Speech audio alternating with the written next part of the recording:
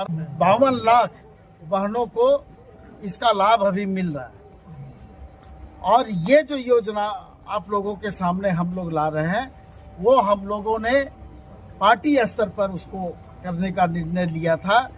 और उसमें बिल्कुल स्पष्ट रूप से हम लोगों ने लिखा है कि उस 30,000 रुपया साल में हम लोग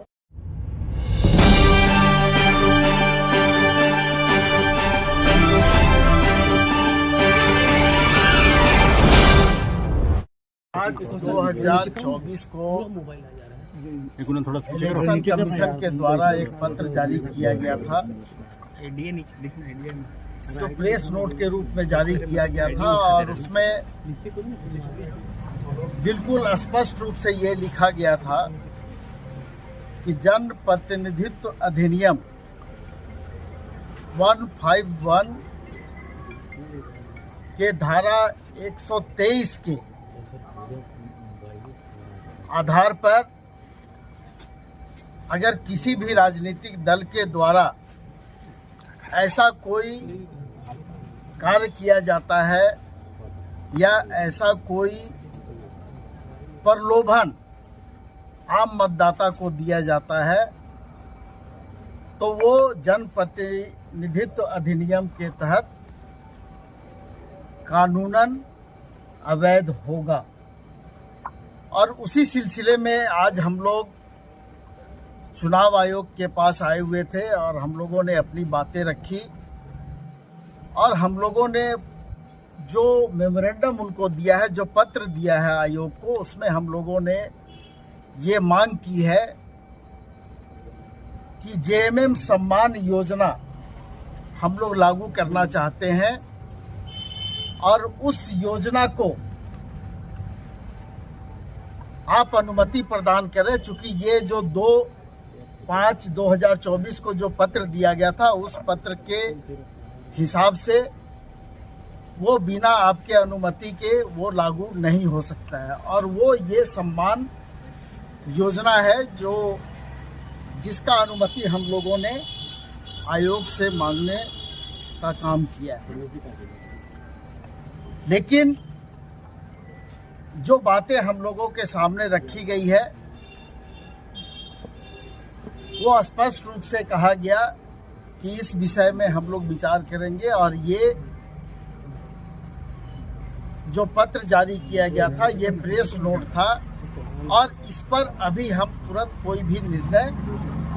नहीं ले सकते। तो आप जैसे और लोग जो भारतीय जनता पार्टी के द्वारा एक योजना चलाई जा रही है, गोगो दीदी सम्मान योजना, उस विषय में भी उन्होंने कहा कि अगर गैर कानूनी होगा तो वो भी गैर कानूनी होगा और ये भी गैर कानूनी होगा, और अनुमति होगा तो दोनों को अनुमति होगा। तो इसलिए स्पष्ट रूप से जो योजना भारतीय जनता पार्टी के द्वारा चलाई जा रही है और जो फॉर्म हम लोगों के पास उपलब्ध है, उस फॉर्म में आप लोग देखेंगे कि ना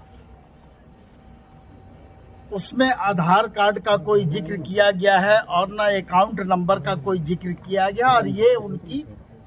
योजना है और ये फॉर्म उनके द्वारा निर्गत किया गया है। तो इससे स्पष्ट हो जाता है कि भारतीय जनता पार्टी के द्वारा जो फॉर्म निर्गत किया गया है और उसमें एक तरह से पार्टी के द्वारा प्रलोभन दिया गया है, वो जन प्रतिनिधित्व अधिनियम के तहत हम लोगों के हिसाब से वो गैर कानूनी है और लोगों को दिग्भ्रमित करने के लिए इस तरह का कार्यक्रम भारतीय जनता पार्टी के द्वारा चलाया जा रहा है। आम जनता, आम मतदाता को प्रभावित करने के ख्याल से इस तरह की योजनाएं लाई गई है। और जो फॉर्म में स्पष्ट रूप से जो समझ में आता है कि जब किसी का आपके पास अकाउंट नंबर नहीं है, जब किसी का आधार नंबर नहीं है,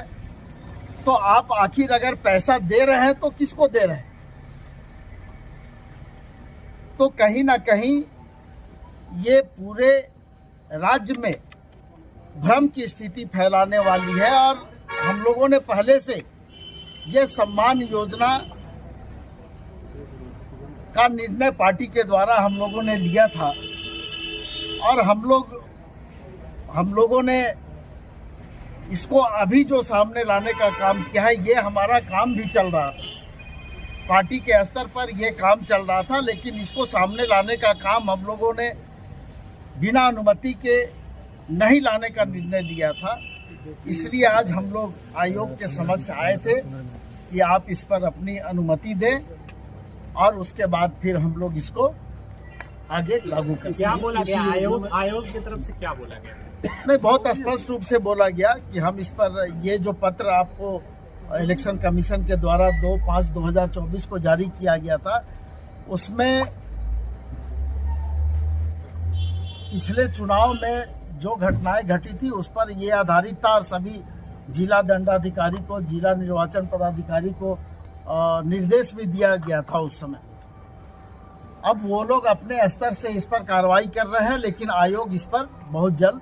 निर्णय लेगा और फिर आप लोगों को इस पर बताएंगे। क्या पैसा वापस दिया जाएगा? मैया सम्मान योजना जो है वो सरकार की योजना है, वो सरकार के द्वारा संचालित हो रही है, जिसमें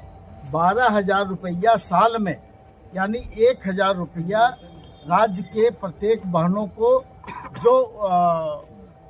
प्रति माह उसमें देने का प्रावधान है और सरकार के द्वारा 52 लाख बहनों को इसका लाभ अभी मिल रहा है। और ये जो योजना आप लोगों के सामने हम लोग ला रहे हैं, वो हम लोगों ने पार्टी स्तर पर उसको करने का निर्णय लिया था और उसमें बिल्कुल स्पष्ट रूप से हम लोगों ने लिखा है कि उस 30,000 रुपया साल में हम लोग